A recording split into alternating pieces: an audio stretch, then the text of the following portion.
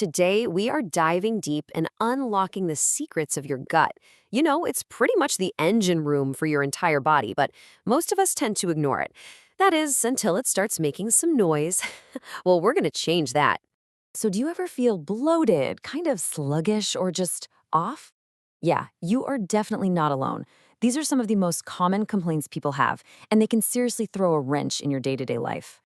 But here's the good news. Those signals, that's your body trying to talk to you. In this explainer, we're going to learn how to actually listen to what your gut is saying, and more importantly, how to give it what it needs to really thrive. So let's start with the absolute basics. All right, we're kicking things off with the fundamentals. Before I get into all the complex science, let's talk about two of the most powerful and maybe simplest tools for a happy gut: water and fiber. It sounds so basic, right? Water, but staying hydrated is completely non-negotiable for good digestion. I mean, think of water as the ultimate multitasker. It helps break down your food, it's crucial for absorbing nutrients, and this is a big one, it keeps things soft and moving along, which helps prevent constipation. It even keeps your friendly gut bacteria happy. And check this out. Here's a super practical benefit pointed out by GastroMD. Something as simple as drinking enough water can directly help with common problems like heartburn. It literally dilutes that harsh stomach acid. Pretty cool, right?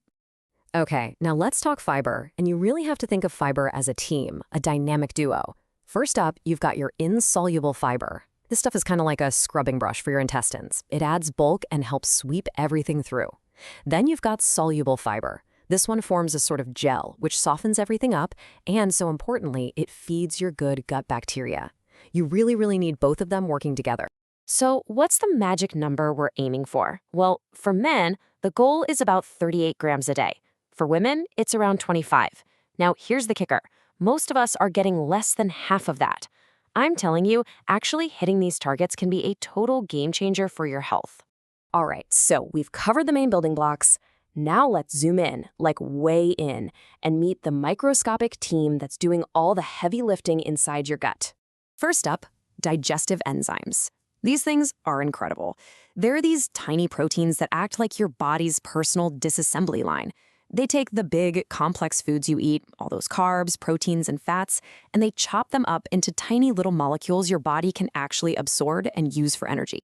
Next, let's talk about probiotics. You've probably heard of these, the famous good bacteria. The absolute best way to think about them is to imagine your gut is a garden.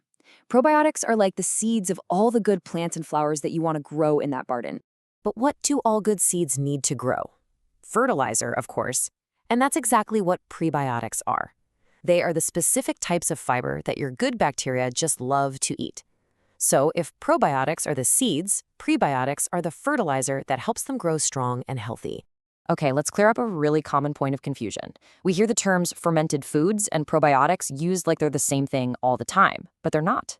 So while things like yogurt and kimchi are packed with live microbes, the process of making other things, like sourdough bread or beer, actually destroys the good stuff.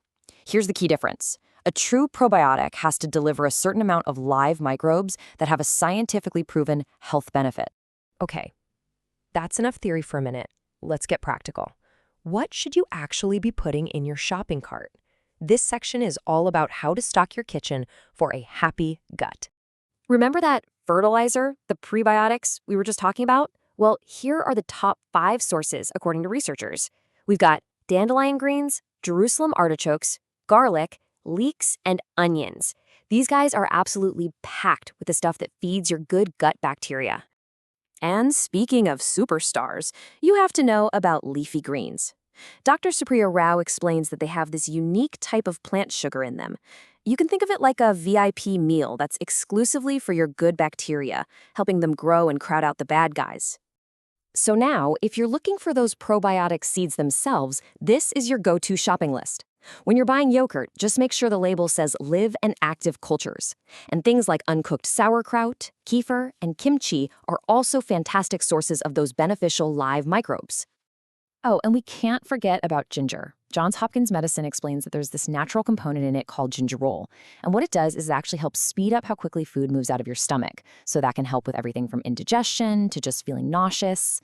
But look, even with the best diet in the world, issues can still pop up. It happens.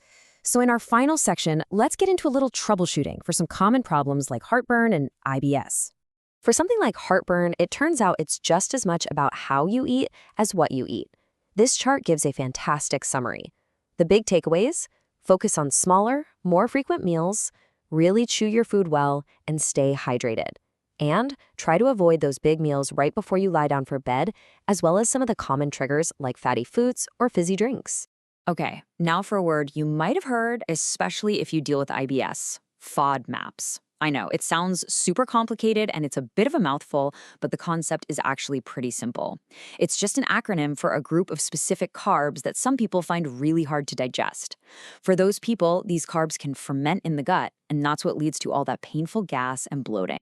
And this visual is the absolute best way to understand how FODMAPs work. The key idea here is that it's not about one single food. Imagine your gut is a balloon. Eating a few high FODMAP foods is like a couple of small puffs of air into it. No big deal. But as you keep eating them throughout the day, the pressure just keeps building and building until you feel that really uncomfortable pop. It's that cumulative effect, sometimes called stacking, that causes the problem. So if you think FODMAPs might be an issue for you, the goal isn't just to avoid them forever. It's more of a 3-step learning process, and it's best to do it with a professional, like a dietitian. First, you eliminate them for a bit to let your system calm down. Then, you very carefully reintroduce foods one by one to figure out your personal triggers. And finally, you land on a personalized diet where you can eat as many different things as possible while just limiting the specific foods that cause you trouble. So, wow, we've covered a lot, haven't we? We've gone from the very basics of just water and fiber all the way to the microscopic world buzzing inside our gut.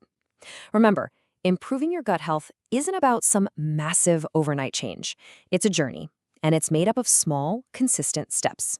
So after all of this, what's the first step that you're going to take?